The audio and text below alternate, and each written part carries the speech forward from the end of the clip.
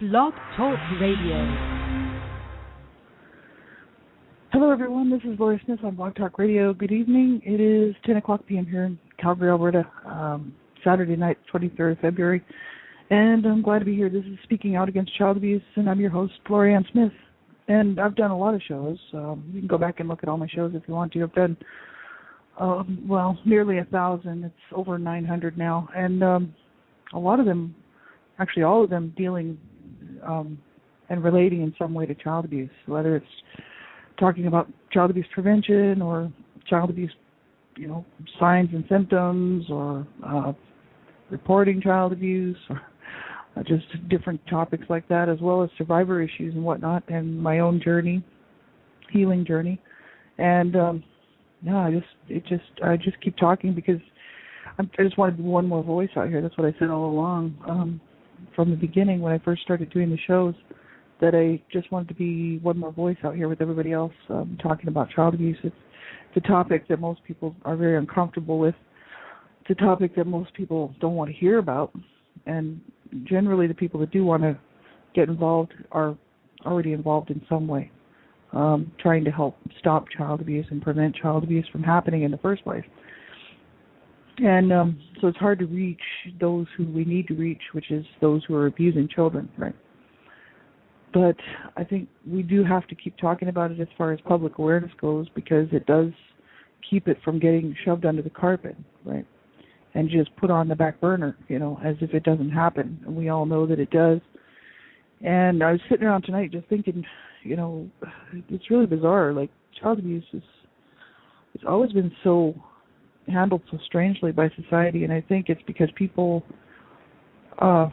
there's probably a few reasons for it, if not many. It's several reasons for it, but people just don't know what to do about it.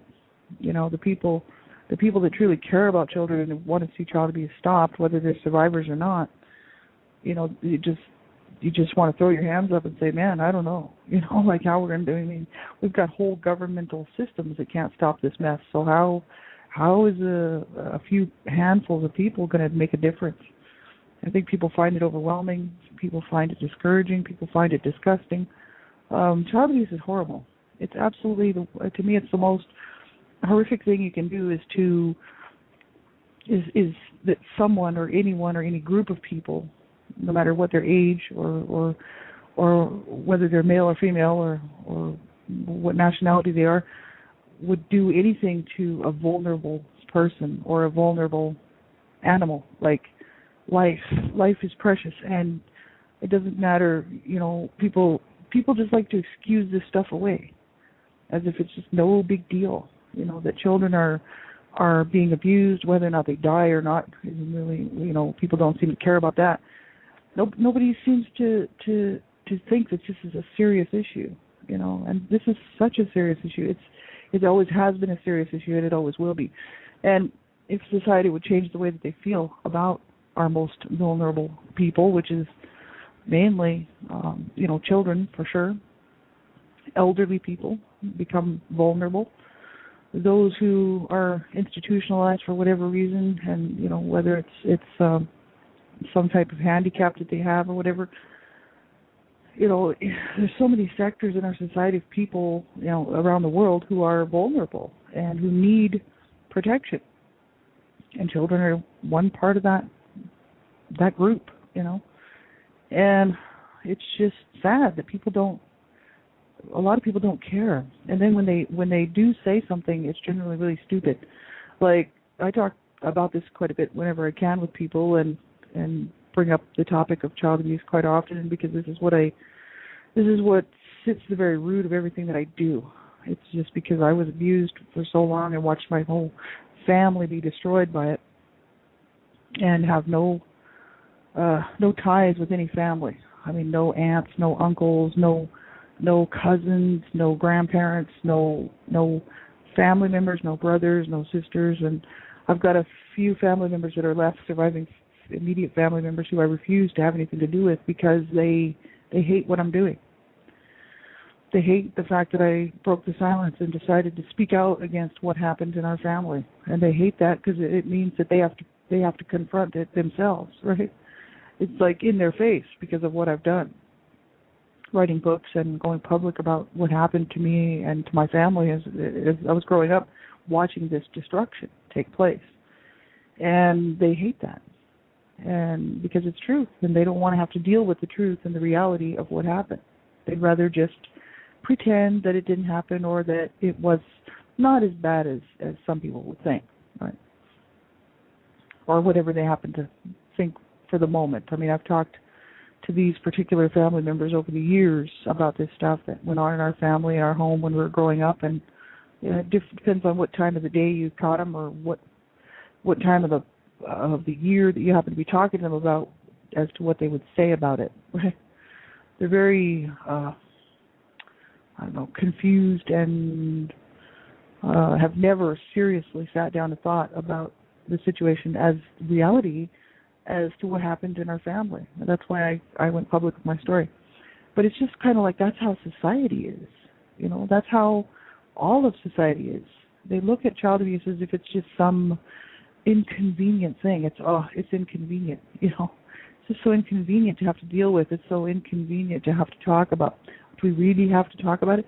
I mean, and then when people find out that, you know, some kid down the road died because of child abuse, or some child somewhere in their own city died due to child abuse, or is in the hospital due to child abuse injuries, you know, because of the injuries and whatnot, people will sit there and say the most stupid things. Like, well, you know, the kid was probably acting up and probably deserved it, or you know, things like this. People don't even realize, like, what child abuse really is. And that's why it's really important to keep talking about the issue of what child abuse really is, and that it's illegal. It's a crime. It's a crime punishable by law. And I think a huge portion of people, because they have children — I don't have children, so I don't have the luxury of having children, because I was sexually abused as a child and I cannot have children. And then because of the abuse that I suffered, I decided to not have children and not adopt and not foster or anything else, because I needed to get myself straightened up, and it just took too many years to do it. And so I lost the only baby that I was carrying, and it was a miracle that I even carried a baby for as long as I did, halfway through the pregnancy. And so, you know, it was what I say was for the best. I mean, I'm a Christian. I just believe it's God's will, right? But, you know, there's a lot of people out there who have children who don't like the whole idea about people talking about child abuse, because they automatically become guilty thinking about discipline. It's like, well, you're either guilty of abusing a child or you're not. And if you've disciplined your child, well, and you haven't abused them, then obviously you're not guilty. All right? Don't take on the guilt as a parent, you know, saying, I have the right to discipline my child. Well, you do. You have the right to discipline your child. You do not have the right to harm and to hurt and to ruin and destroy, kill, maim, or torture your child. Right? There's a big difference. And a lot of people don't know the difference between discipline and abuse. And it's a huge issue, because as soon as you start talking about abuse, people get their backs up. You know, it's people just don't think should be disciplining children, and children need discipline. Yes, they do. Children need discipline. They need to be taught. They need to learn that there's consequences to everything in life, and proper discipline is okay. It's not gonna hurt the child. It's not gonna maim the child. It's not gonna scar the child. It's not gonna even emotionally scar the child. Proper discipline is when administered properly, which that term is just so familiar to us all. But proper discipline by a parent, by a loving parent who the child knows and has a relationship with, they're going to understand. Oh, this is because I was misbehaving. This is because I need to be corrected. You know, there's a difference between abuse and discipline. And the society just got the whole thing all screwed up now. You know what I mean? Where, you know, you can't say anything to a child, or you can't discipline a child because the issue of child abuse, right? So society has taken it one step kind of on the crazy side and said, oh, you can't even talk to a child now and tell them that what they're doing is wrong. You know, and that's really ridiculous, because then what you have is a bunch of monsters growing up who then in turn might abuse their own children because they were never told not to hit, not to shoot guns at other people, not to mouth off to authority figures. So, I mean, there has to be some reasoning, there has to be some wisdom involved here. Like, why can't people in general just think things through, before jumping off on some crazy, the other side of it and taking it too far the other way. In the meantime, people are still abusing children, right? Whether discipline's okay or not in the minds of society, people are still abusing and killing their children, and if they don't kill them, they're just abusing them and hurting their children, and it's absolutely horrific. And another issue I think is seriously important is the fact that we're so used to seeing violence. Growing up, especially, I started watching TV when I was young, and I watched all kinds of violence on TV. I watched violence in my own home, so violence was just normal for me. And today, watching TV, you just see the violence on TV. That's what attracts people. That's what people want to see. There are some people that would prefer to watch, something that's nonviolent. But there's a large portion of society, a huge portion, because just about everybody I talk to likes to watch violent movies and violent stuff. I tend to watch violent stuff too. It depends on what it is. I like police shows and things like that, some of them. And but there's just always a lot of violence. It's become so commonplace. You open up a newspaper, there's violence, right? Violence in sports, violence in celebrities' lives, public celebrities, love affairs and relationships with other people, violence everywhere. People love it.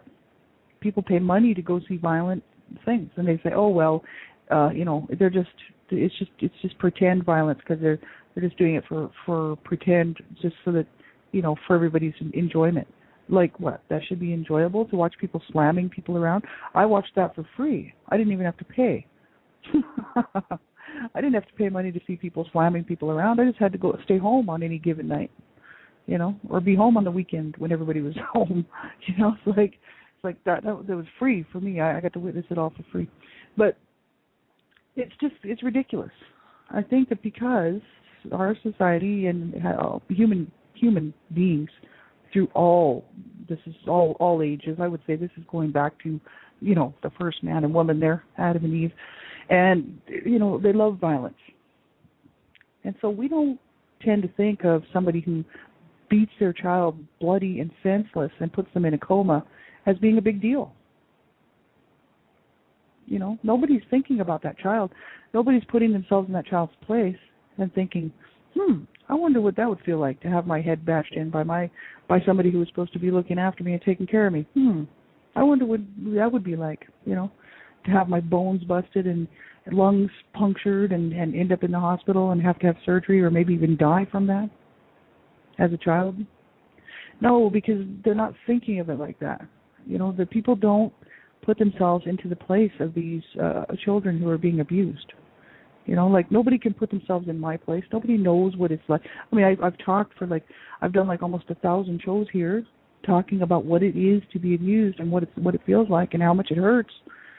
And, people even listening to that, could they really know?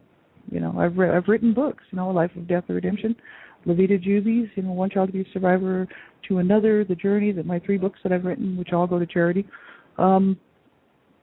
People read those. Can they really put themselves in my place? I wrote them from the standpoint of through my eyes, so that people could see what a regular, normal, abusive day would be like living in my shoes growing up. And it's reality. It's what it is for me. And so many people just look at it as, oh, well, because my mom used to give me an Easter basket on Easter when I was 10 years old or 11, or not even 10 really, because I was being abused really seriously by her at the age of 10. But I would say by the time I was 12, she did give me an Easter basket, and my nephews as well. And I'm supposed to forget all the abuse that happened to me prior to the age of 12 because my mom gave me an Easter basket full of candy? See, that's what people think. That's what people think, because, a parent feeds their child for more than one day in a row and actually does buy them something, or, my mom didn't have much money, so she couldn't buy much. But one year, because she bought Easter baskets for me and my nephews and filled them with chocolate and goodies, that I'm supposed that I was a spoiled child. That's what people told me. That's what I had to deal with growing up. People telling me, "Oh, look at you! Aren't you so lucky? Your mom bought you some candy, and oh, you're just so spoiled." Spoiled my ass.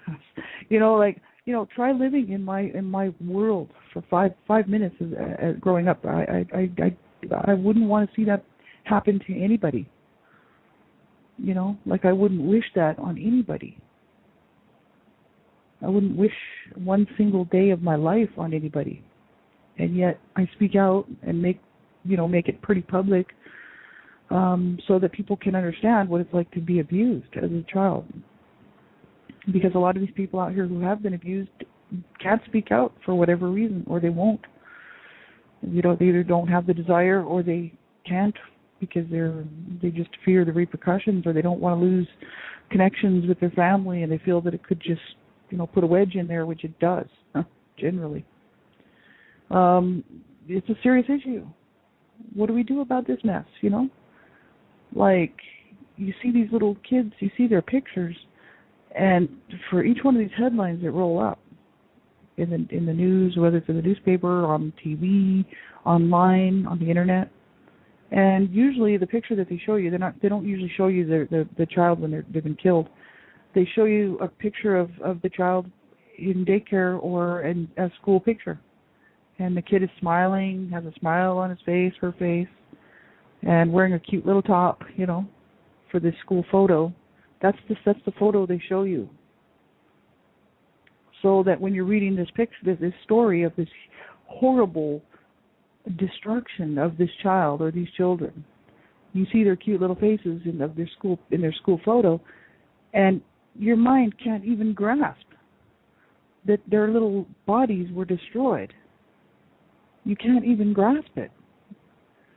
It's like I have smiling school photos too. I had some days that were good too when I was growing up, I don't talk about those because I'm talking about abuse. I'm not talking about the good days that I had. I'm talking about the bad days that I had, so that people will understand what it is to be abused. Because those good days rolled into bad days. Those good days in between the beatings, the good days in between watching somebody in my family get hurt, the good days in between all that, sure, there was some good days. And then it would all start again, usually within a week or two. So it didn't last very long. So, I have school photos of myself smiling too. And so do those little kids who've been killed and murdered by their mother, by their father, by somebody in the family, their girlfriend, boyfriend, grandparent, aunt, uncle, you name it. Cousin, somebody the family knew, daycare worker, it's usually that. Once in about, 5% it's a stranger. But the other 95% is somebody who has access to that child and knows that child. And what do? It's horrific. It's absolutely horrific. It's just mind-boggling. That people can do these horrible things, lashing out at their children for whatever reason, in anger. And people think, oh, that's just discipline. No, anything done in anger is not discipline. It's going to become abusive. It's going to be too hard for that child to take. Parents and caregivers and people who have children, watch children, whatever, they need to take a moment and think about the situation before they lash out. Because my mom didn't do any timeouts. We didn't have any timeouts. There was just no such thing as a timeout when I was growing up in the 60s. You were out of what your parents considered out of line. You were going to get hurt. That's all there was to it. It wasn't usually a threat involved. It was usually you're going to get hurt, and then a threat that's exactly what would be happening the next time too. So after after your nose is practically broken and your neck's practically broken, and you got bruises all over your body and welts, then you're threatened. So there's no threat before. It's just like, no, I'm going to hurt you, and then I'm going to tell you that this is what's going to happen next time too, or worse, right? And I remember being beaten for looks on my face. I wasn't even doing anything wrong. I didn't even have a look on my face, but it was a good excuse because my mom needed a punching bag, and I was a perfect size, right? She was like 300 pounds, and I was like, I don't know, not even 40 pounds. I was just a tiny little kid. And, yeah, she needed a convenient punching bag. So I didn't even have to have any kind of look on my face, and I used to get beaten. So, there was no good excuse for most of it. I did get disciplined a few times, which I remember being disciplined for a few things that I did that I actually realized, wow, I guess I deserved that one because I was acting up, But there were other times where it was taken too far to the extreme, and it was abuse. And that's why my parents were brought up on charges, because they had been doing that to all of their children before me. And, they were brought up on charges. So did anything happen? No, we were just left in the home because it wasn't considered life-threatening. So it was okay if your parents beat you and, call you names and throw you out of the house, spit in your face, throw hot coffee on you, throw supper on you, things like this. It's okay if they beat you with brooms and belts and whatever. It's okay if they beat you because it's not life-threatening. Well, it was life-threatening. Can't have a parent bash your head in and think that it's not life-threatening. But that was in the 60s, and there wasn't much being done back then. And now there's nothing being done either, except for they are removing children. But the thing is half the time they're removing children out of the wrong homes, and then the ones that they're leaving in the homes are being killed. So you're just kind of like, okay, the system just totally needs work. And, no slight against those people because they're out there in those systems, trying to help make a dent in this mess. There's nothing, I'm not talking bad about those people because I think it's great that there are some people that are actually trying. But the system needs overhauled, and it needs more money being pumped into it. And right now the government says, oh, well, we budget cuts, on all human services. Well, great. Budget cuts to child abuse prevention agencies and child protective agencies. No, we don't need budget cuts there. We need more money pumped into that sucker. But right now, you look at the statistics, you look at the budgets that come out, and there's literally billions and billions of dollars every year going into it. And what's being done? I saw like one commercial this year, and even last year. Last year, I think I saw one commercial about stopping domestic violence or something, and this year I saw one commercial about child abuse. That's it. You know why? Because nobody on TV wants to see that. They want to see violence. They don't want to see somebody saying stop violence. That puts a damper on their TV show, excitement, right? People want to see violence, right? So when they think of a child being shot and killed, maimed, tortured, sexually abused, starved to death, like we just had up here in where I live, two twin baby girls, or I don't know how old they were, but they were little girls, just young, like, I don't know, toddlers or just out of the infant stage, were starved to death, right? And people don't care about that stuff because they're into their violence that's on TV. So why would they care if a couple of little kids are dead? Yeah, people don't care. People don't care. No, they really don't. And it's a shame. It really is. It's a shame. Because no child should ever be treated like that. No child should ever be abused, ever. Children are not put in this world to be punching bags. They're not put in this world to be sex toys. There's a whole lot of people out there that would disagree. There's a lot of people that like child sexual relationships, adult-child sexual relationships. There's a lot of people out there into child pornography, and you'd be surprised how many. Check out the FBI's website. The FBI has an awesome website, fbi.gov, and they have some great information on there about what they're doing to bust these child pornography sites and bust these child sex rings. It's awesome. I love it. And, it's great. Right? They need to be doing more of that. And we need to see more of that. We need to see more busts, Like, this is wrong. It's all wrong. And, a lot of these people that are involved are the parents of these little children who are using their children sexually and then videotaping it. And people think, oh, that doesn't happen. You bet it does.